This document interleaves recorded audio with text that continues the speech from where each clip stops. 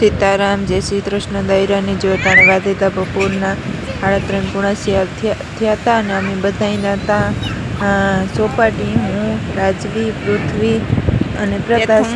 એટલે રાજવીની સ્કૂલેથી લેતા હતા પોરબંદર પણ લઈને ઉતરવું હતું અને ચોપાટી પણ જાઉં હતું. રાજવીની તે દૂધની ચોપાટી કરતી હતી એટલે બે જૂત્યા જ એટલે બધા અમે સારી હતા ચોપાટી. રાજવી સીધી લહેર પટ્ટી દેતે એટલે પૂરું.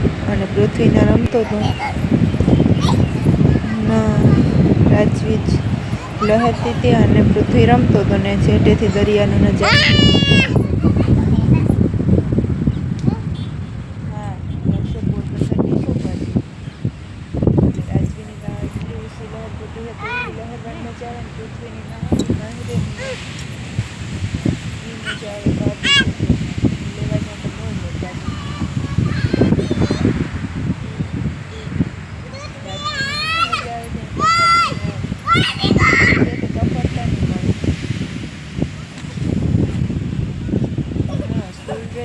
રાજવી આવી હતી એટલે કપડાં બીજા લેતા હતા બદલાવ્યા.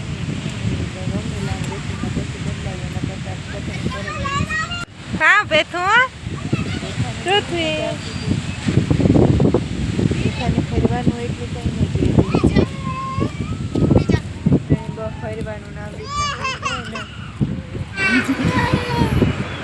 પૃથ્વી તો બધાને જતા ન હે ને બહુ પોરહાય નહીં તો મને તો તેડેલી હતી તીનો લે ચાહે રથડવા તે રાજવી હતા તારે મમ્મી મારો વિડીયો બનાવી જટ.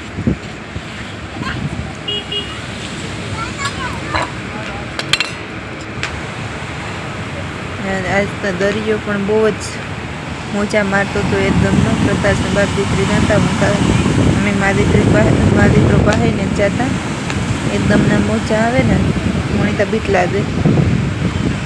રાજવીની જાઉં છું તે પછી પ્રકાશ લઈને બહુ મને હું તો દાઈટની કાંતે આવતા રાજવી આવે મોજો આવે રાજવીની આવે ભાઈ બોલ હજુ પપ્પા ઉન્યા જઈએ.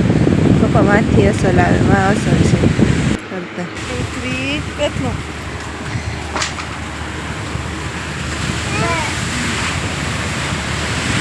શેઠાની દરિયો જોઈ મજા આવે.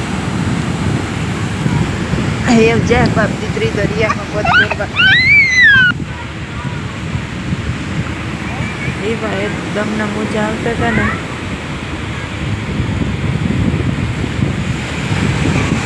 દરિયામાં પદ પૂરવા જવાની મનાઈ હતી ને આ વાતે પડવાની.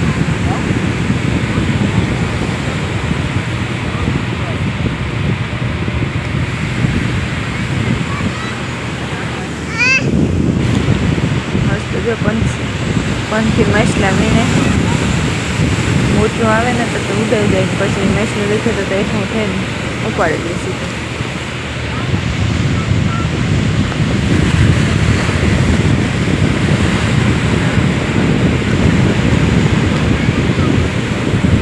બહુ જ પવન અને મોજા ઉછળતા હતા.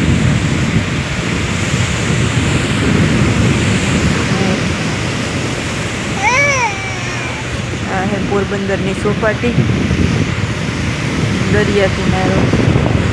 આ બાપ દીકરી જાય મને તો બીક લાગે. હું તો ના પાડા જાઓ રાજવી મુજને જ પીધી.